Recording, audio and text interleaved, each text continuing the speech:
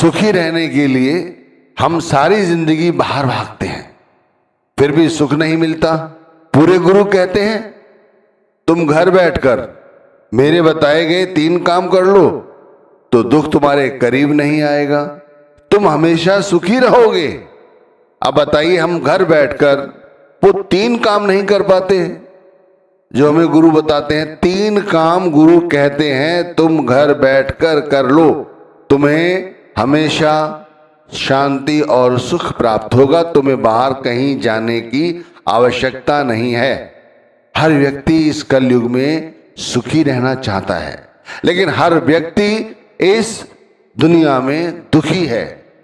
सुख किसी के पास नहीं, कोई विरला है जो सुखी है, और वो बिरला वही है जो घर बैठकर एक जगह एक चित्त बैठकर गुरु की बताई गई बातों का अनुसरण करता है, उनको मानता है।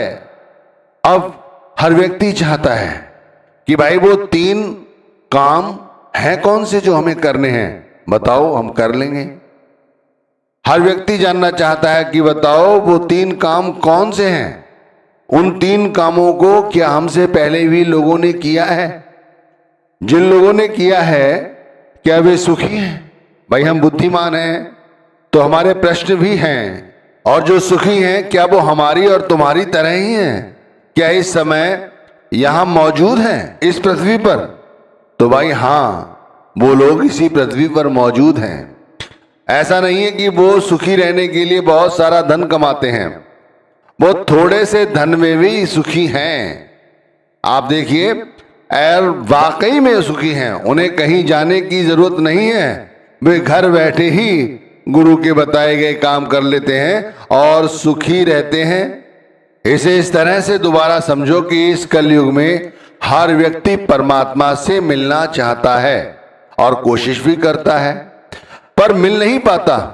क्यों नहीं मिल पाता? क्या कारण है कि परमात्मा नहीं मिल पाता? कभी सोचा है? कहीं ऐसा तो नहीं कि परमात्मा ही हमसे मिलना नहीं चाहता, तभी हम परमात्मा से नहीं मिल पाते हो? तो संत कहते हैं ऐसा नहीं है, परमात्मा हमसे मिलना चाहता है, वो तो हमारी बाट देखता है कि कौन सा प्यारा आकर उनसे मिले। जैसे गुरु कहते हैं भाई कि भाई वो रोज सुबह उठकर ये देखते हैं कि कौन सा प्यारा उठ रहा है, नाम भक्ति कर रहा है। वो तो बाट देखते हैं कि कौन कौन उठा, कौन कौन उठकर बैठा, कौन कौन नाम जप रहा है, कौन गुरु को याद कर रहा है। संत कहते हैं, गुरु कहते हैं यह सच है। इसी तरह परमात्मा हमारी बाट देखता है, परमात्मा के दरवाजे हमारे लिए हमेशा के लिए खुले रहते हैं कि आओ तुम्हारा स्वागत है। भाई वो तो वर्षों से खुले हुए हैं, लेकिन हम ही हैं कि हम उन तक नहीं पहुंच पाते। परमात्मा ने तो हमारे लिए बाहें खोली हुई हैं कि आओ हम तुम्हारे आलिंगन के लिए बैठे हैं, तुम आओ और मैं तुम्हें गले लगा लूं। लेकिन भाई हम उन तक नहीं पहुंच पाते। संत कहते हैं वो परमात्मा कहीं ज्यादा हमसे दूर नहीं है, वो परमात्मा हमारे निकट है, हमारे निकट से भी निकट है। अब बताइए कोई चीज निकट है और वो कहते हैं उससे भी ज्यादा निकट है, यानी कि हमारी रूह के साथ परमात्मा बैठा हुआ है, सानिध्य में है, लेकिन हम उस तक नहीं पहुंच पाते। इसी तरह ये संसार की जो खुशियां हैं जिसके लिए हम सारी जिंदगी दुखी रहते हैं, गुरु कहते हैं कि भाई ये तुम्हें घर बैठे ही मिल जाएंगी।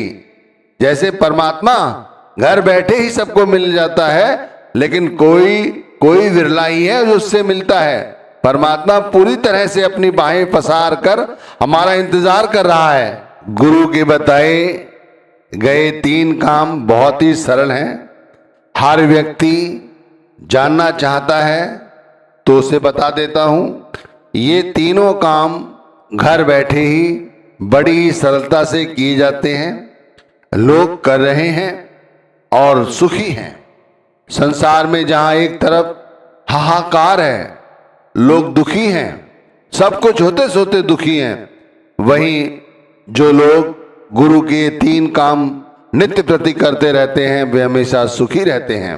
भाई, सारे सवालों का जवाब मिल जाएगा जब हम गुरु के बताए गए ये 3 काम करेंगे।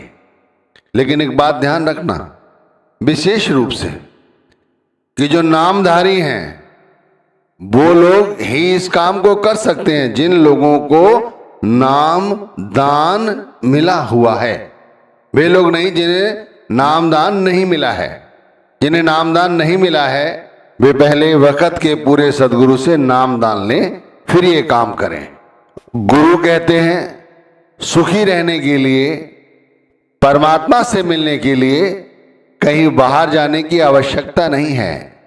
वे कहते हैं तुम्हें दर दर भटकने की कोई जरूरत नहीं है। अब वो समय नहीं रहा जब लोग किसी को बहकाएं, फुसलाएं। सच्ची सुख, सच्ची शांति अब कहीं बाहर नहीं है।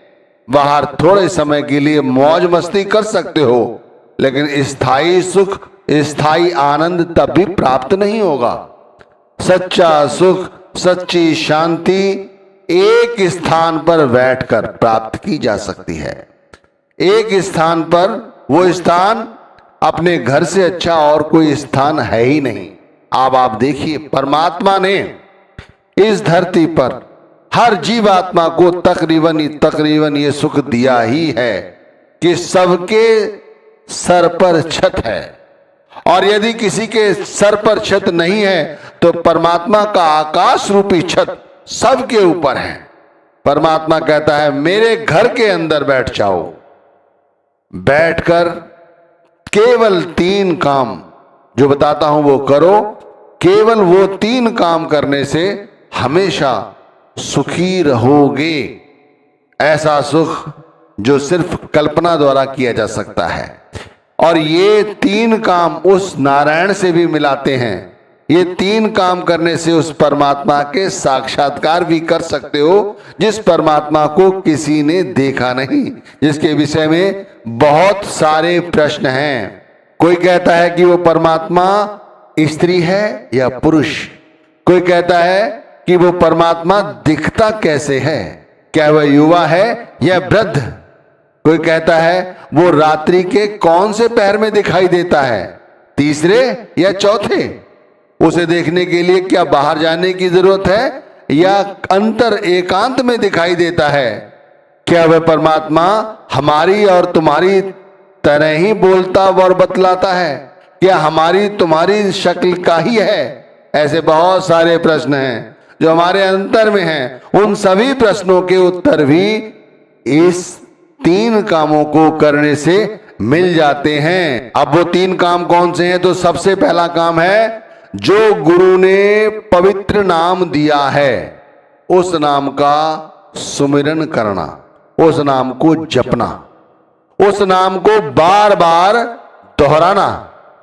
मतलब एक नाम, उस पवित्र नाम के साथ अपने मन को जोड़ना। जैसा मन दुनिया का सुमिरन करता है, दुनिया के सुमिरन की बजाय उसे इस गुरु नाम के सुमिरन के लिए लगाना। इस कलयुग में गुरु नाम को संसार में सबसे पवित्र माना जाता है। जिन लोगों के हृदय में यह नाम बस जाता है वह परमात्मा को प्राप्त कर लेते हैं। उन्हें घर बैठे ही, एक स्थान पर बैठ के ही सारे सुख प्राप्त हो जाते हैं। जो लोग प्रभु के, नारायण के दर्शन करना चाहते हैं उन्हें यह नाम हर समय जपना चाहिए। ये पहला काम है। गुरु नाम जपने से जन्म मरण से मुक्ति हो जाती है। बार बार 84 के बेड़े में नहीं आना होता। सारे दुख और सारे संकट मिट जाते हैं। जीवन में आने वाली रुकावटें दूर हो जाती हैं और हमारे शत्रु भी हमारा कुछ नहीं बिगाड़ पाते। नाम जपने से अंतर में शांति रहती है। तरह तरह की रिद्धियां सिद्धियां प्राप्त हो जाती हैं। नाम जपने से हर समय मन खिला खिला और आनंद प्रद रहता है। नाम जपने से ही सारी भक्ति और सारी पूजा पूर्ण हो जाती है। सारे व्रत, सारे हवन, सारी भक्तियां स्वतः ही केवल और केवल नाम जपने से ही पूर्ण हो जाती हैं। हमारे मन की मैल वैसे नहीं धुलती। आप चाहे कितने भी तीर्थ और व्रत करके देख लो, लेकिन नाम का सुमिरन करने से हमारे मन की मैल दूर हो जाती है और वासना और संसार की कामना जो हमसे कभी भी दूर नहीं होती। मैं कहता हूं एक व्यक्ति जो मृत्यु की सैया पर लेटा हुआ है, उसकी भी आसक्ति इन वासनाओं से कभी भी तृप्त नहीं होती। इस माया से वो व्यक्ति उलझा ही रहता है। वो तब भी जीना चाहता है, लेकिन एक नाम की भजन बंदगी करने वाला व्यक्ति संसार की माया से तृप्ति प्राप्त कर लेता है। गुरु नाम को जपने से अंतर की आसक्तियां सदा सदा के लिए खत्म हो जाती हैं। जुबान पर, कंठ पर, हृदय पर, अंतर में गुरु नाम का सुमिरन चलता रहता है। ये काम है भाई, और क्या है। इस नाम को जपने से किसी तरह की कमी नहीं रहती। हमारे सारे काम अपने आप बनते चले जाते हैं। चाहे हमारे पास धन हो ना हो, हमारा कोई काम नहीं रुकता। देख लो, बड़े बड़े काम रुक जाते हैं लोगों के, लेकिन वो जो व्यक्ति नाम का सुमिरन करता है उसका कोई काम नहीं रुकता। वे लोग हमेशा ही खुशियों से घिरे रहते हैं। वे गुरु का बार बार धन्यवाद करते हैं। शुक्र है, शुक्र है, शुक्र है दाता, शुक्र है। नाम जपने से अंतर की सुध आती है। परमात्मा शब्द हमारे अंतर में है। अंतर में उसे ढूंढने की कोशिश शुरू की जाती है। ये पहला काम है जिसे नाम का सुमिरन करना कहा गया है। नर नारी सब नरक हैं, जब लग देह सकाम, कह कबीर सोई पीव को जो सुमरे निष्काम। निष्काम केवल वही व्यक्ति नाम को जप सकता है जिसने पूरी तरह से गुरु के नाम को अपने अंतर में बसा लिया है। जिसके मन में किसी तरह का गुरु को लेकर, नाम को लेकर कोई संशय नहीं है, वही ये काम कर सकता है। बाकी संसार में हर तरफ नरक, नरक और नरक ही है। दुख और दुख और दुख ही है, इसके सिवा और कुछ भी नहीं। अब दूसरा काम, ये दूसरा काम क्या है? इस दूसरे काम को हम ध्यान करना कहते हैं। नाम का सुमिरन करने से मन पूरी तरह से स्थिर नहीं होता, इसीलिए ध्यान साधना करनी पड़ती है। निराकार का ध्यान संभव नहीं है, क्योंकि उसे देखा जो नहीं। इसीलिए आत्मा निराकार को मंडल यानी निराकार के मंडल यानी परमात्मा तक नहीं पहुंचने देती। गुरु की कृपा के बिना मन को नहीं जीता जा सकता। इसीलिए मन को गुरु ध्यान में लगाओ। जो नाम जपा है उसकी शक्ति को आज्ञा चक्र पर महसूस करो। जो हम नाम का सुमिरन करते हैं उसमें शक्ति है। वो शक्ति अपने आप जब हम ध्यान करते हैं उस समय हमें उसकी अनुभूति होती है। वो कैसे? जब हम गुरु को आज्ञा चक्र पर निहारते हैं ध्यान टिकाने के लिए, तो वो ध्यान वहीं टिका रहता है, नीचे की ओर नहीं आता, ऊपर उठता है। ये शक्ति है नाम के सुमिरन करने की शक्ति। ध्यान गुरु के स्वरूप का करो, उनकी चेतन आंखों का करो, तो मैं कहता हूं भाई ज्यादा फायदा होगा। ज्यादा समय तक गुरु के स्वरूप को देख सकोगे। भाई पूरे गुरु भी ध्यान को अंदर स्थिर करके शब्द के साथ जोड़ने का उपदेश देते हैं। यही तो कहते हैं। इस तरह ध्यान करने से हमारा मन निश्चल और पवित्र हो जाता है। सुरत अंदर के मंडलों को पार करके यानी त्रिकुटी को पार करके उछले मंडलों की ओर उठना शुरू करती है। ये हमारा दूसरा कार्य है। अब हम तीसरे कार्य पे आ जाते हैं, जिसे संतों ने भजन कहा है। अब इस भजन की प्रक्रिया में एक आसन पर बैठो। शरीर को एक ऐसे आसन पर बैठो जिसमें आराम से बैठ सको। और